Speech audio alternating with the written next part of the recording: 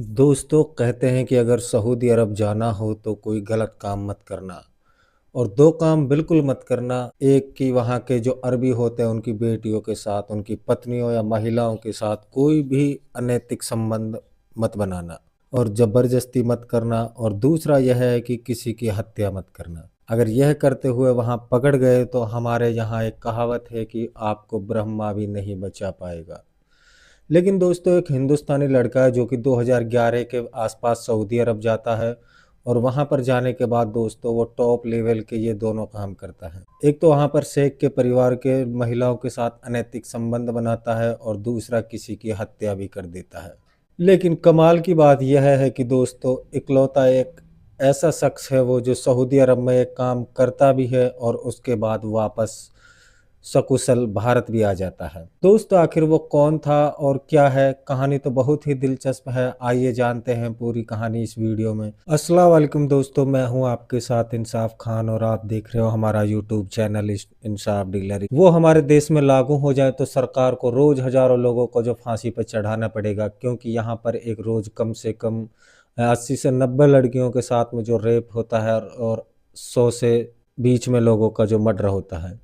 इसके अलावा नाजायज़ संबंधों की तो कोई गिनती ही नहीं है। नशे का कारोबार, चोरी, डकैती, ये सारी हैं जो हमारे यहाँ हजारों की संख्या में होती हैं। लेकिन दोस्तों लोग पकड़े भी जाते हैं, जेल भी जाते हैं। कुछ लोग मामूली सजा पाते हैं और कुछ लोग तो बिना सजा पाए ही छूट जाते हैं। फांसी किसी की नहीं होती, लेकिन अगर ये सारे काम अरब कंट्री में कर दिए तो दोस्तों फिर आपको ऊपर वाला भी नहीं बचा सकता। खुलेआम आपको चौराहे पर फांसी दे दी जाती है और इसलिए यहाँ से लाखों मजदूर वहाँ पर जाते हैं। लेकिन दोस्तों कोई एक सुई तक चुरा नहीं पाता, क्योंकि कहते हैं भैया अगर चोरी करते हुए पकड़े गए तो कम से कम हाथ तो काट ही लेंगे।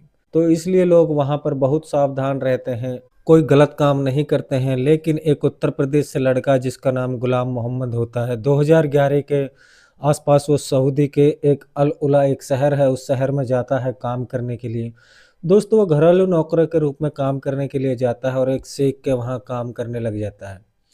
जो शेख था उसके पास धन दौलत की कमी नहीं थी, लेकिन उसके पास 4 पत्नियां थी। जो सबसे बड़ी पत्नी थी उसकी उम्र करीब 35 से 40 के आसपास थी और जो सबसे छोटी पत्नी थी उसकी उम्र जो 18 से 20 साल होगी।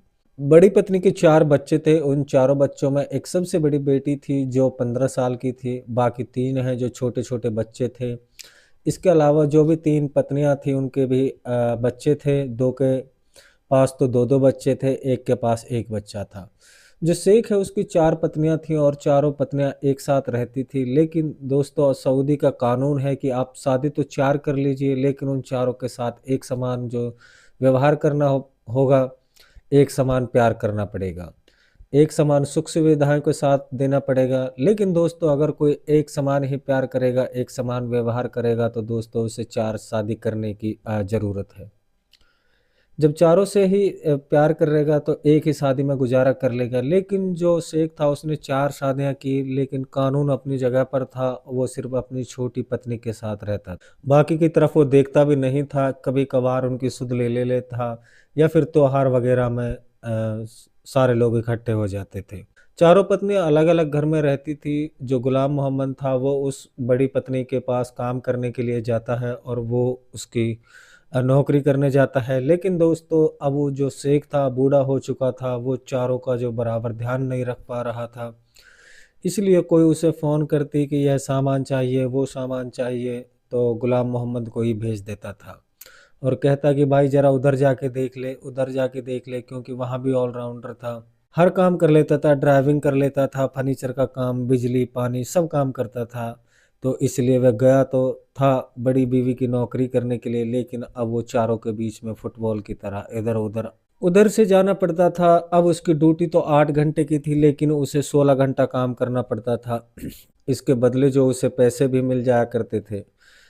चूँकि जो पत्नियाँ थी बहुत अच्छी थी, वो उसे पैसे दे दिया करती थी और क्योंकि गुलाम मोहम्मद भी मुस्लिम भाई था, तो इसलिए वो लोग उसे ज़्यादा फ्रेंडली तरीके से अपने पास रखते। उससे व्यवहार है जो पारिवारिक व्यवहार रखते थे। शेख जो था वो इंडिया घूमने के लिए आया हुआ था, तो वो गुलाम मोहम्मद को फ़ोन करता है, जो कि सऊदी अरब में ही था। कहता है कि गुलाम ऐसा है कि जो तुम्हारी छोटी बीवी है, क्योंकि सबको जो बीवी जी ही बोलता था, तो उन बीवी जी के पास जाओ, ज़रा देखो वहाँ पर क्या प्रॉब्लम है, जो कुछ सामान लाना है तो उसको तुम ले आओ।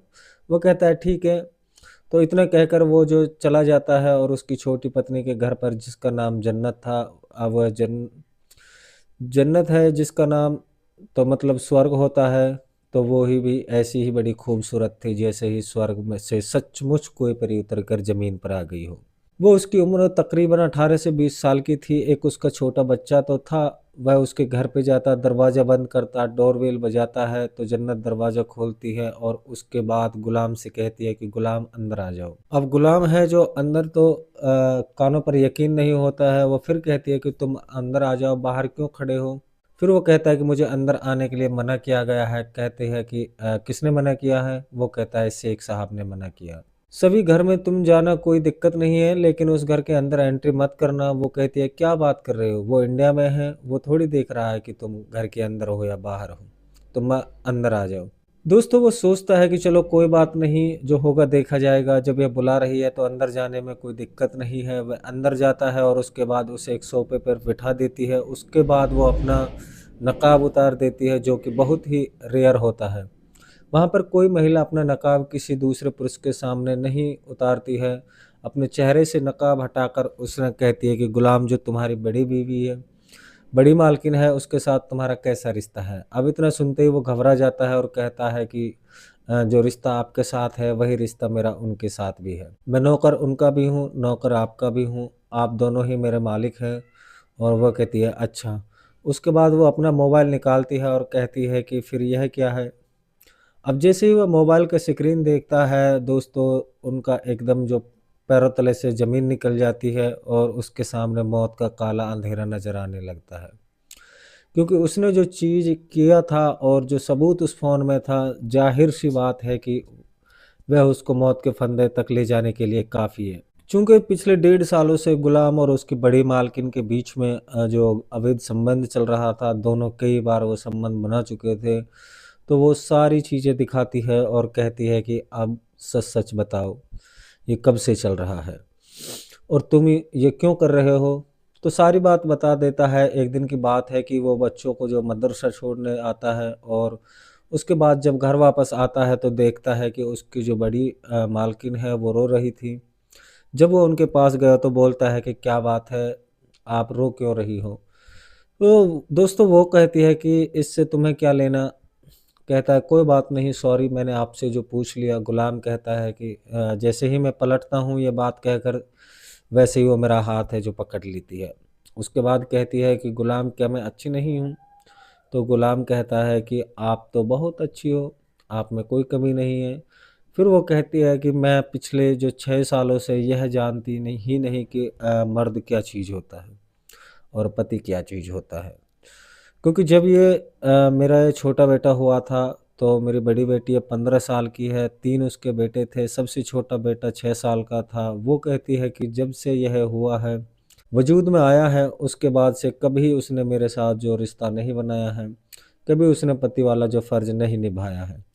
तो मैं एकदम तड़पती हूँ दिन-रात, और कहाँ जाऊँ, मेरे साथ में कोई अधिकार भी नहीं है। मैं पति की इजाज़त के बिना कहीं घूम भी नहीं सकती, टहल भी नहीं सकती और कहीं और जाकर एन्जॉय नहीं कर सकती। अभी मेरी उम्र तकरीबन 36 से 37 साल की है। मैं पिछले 5-6 सालों से ऐसे ही पड़ी हूँ, तो मुझे और नहीं तड़पा जाए, मैं बहुत दुखी हूँ। अब तक कोई गलत कदम इसलिए नहीं उठा रही थी कि मेरे जो बच्चे हैं वो छोटे हैं, अगर मैं चली गई तो क्या होगा? लेकिन अब मेरे बच्चे हैं जो बड़े हो गए हैं, खुद को सँभाल सकते हैं, खुद का ख़्याल रख सकते हैं, और अब मुझसे सहा नहीं जाता। यह नर्क भरी ज़िंदगी अब मुझसे नहीं झेली जाती, मैं 1-2 दिन में अपनी जान दे दूँगी। अब ये कहकर जो वह गुलाम के सीने से जो लग जाती है, और उसके बाद गुलाम भी खुद को नहीं रोक पाता है। कहता है कि फिर मुझे उनके ऊपर दया आ गई, और उसके बाद फिर हम दोनों एक-दूसरे से जो लिपट जाते हैं। उसके बाद हमारे बीच में सब कुछ हो गया, और उसके बाद जो मालकिन है उन्हें बहुत खुशी मिली, और उसके बाद हम दोनों एक-दूसरे से जो बातें करने लगे, एक-दूसरे के फ़ोन पर टेक्स्ट मैसेज भेजने लगे। जब-जब भी उनका मौका मिलता है वो मुझे बुला लेती है, और फिर मैं उनकी जो ज़रूरतें हैं वो पूरी करता हूँ। उन्हें जो खुशी मिलती है, और सच बताऊँ तो मुझे भी खुशी मिलती है, लेकिन सिर्फ़ मेरी गलती नहीं है, मुझे माफ़ कर दो। अब जो होता है दोस्तों, बड़ी मालकिन थी और गुलाम था, इन दोनों के बीच में जो मैसेज के ज़रिए बातचीत होती है, तो जो मैसेज थे वो किस तरीके से थे, उस जन्नत के हाथ लग जाते हैं, उसका स्क्रीनशॉट ले लेती है और उसके बाद ये चीज़ें वो गुलाम को दिखाती है। अब गुलाम है जो ब्लैकमेल हो जाता है और डर के मारे काँपता है कि अब उसका क्या होगा? उसने जो अपराध किया है, ज़ाहिर-सी बात है अब इसकी हाथों में जो इनकी जान है और यही बचा सकती है या फिर यही मेरी मौत निश्चित करवा सकती। फिर जन्नत कहती है कि फिर यही काम तो तुम उन दोनों के साथ भी करते होंगे जो दोनों और दूसरी मालकिनें, तो वो कहता है नहीं, मैं उनके साथ नहीं करता हूँ, लेकिन ये बात है कि वो भी परेशान रहती हैं। वो भी जो शेख हैं, उनके व्यवहार से वो भी काफ़ी दुखी हैं, तो उनके पास भी शायद वो 2 साल से नहीं गया है। मैंने देखा है वहाँ भी नहीं गए हैं और फिर वो सिर्फ़ आपके साथ रहते हैं। दोस्तों, जन्नत की भी आँखों में आँसू आ जाते हैं, वो कहती है कि जैसा तुम सोच रहे हो वैसा नहीं है। तुम्हारे जो शेख हैं कहाँ गए हैं? वो कहता है कि वो इंडिया गए हैं किसी बिज़नेस टूर के सिलसिले में। वो कहती है तुम गलत सोच रहे हो, जो नंबर का एक अय्याश आदमी है और अय्याशी करने के लिए वो इंडिया गया हुआ है। उसका मुझसे भी जो मन भर चुका है, अब हम सारे लोगों से जो मन भर गया है, उसका काम यही है। हम लोग परेशान हैं कि हमारे बच्चों का क्या होगा? चूँकि जो भी दौलत थी, वो सारी प्रॉपर्टी थी, उनके पिताजी की बनाई हुई है। उन्होंने बहुत कुछ बनाया था। अब दोस्तों, जो शेख थे उनका जो बिज़नेस था वो था बंदरगाह पर, उनके पास 4-5 जहाज़ थी किसी ज़माने में, लेकिन उनमें से 3 जहाज़ हैं जो अय्याशी के पीछे बिक चुके हैं।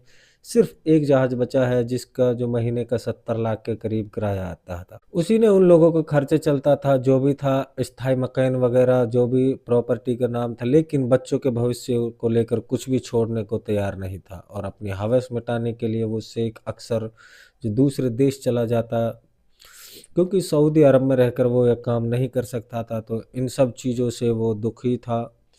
वो कहती हैं कि ठीक है तुम बच सकते हो, बस तुम्हें एक काम करना पड़ेगा। और क्या करना पड़ेगा? कि तुम्हें जो शायद अल्लाह भी यही चाहते हैं कि इस आदमी का अब खात्मा हो।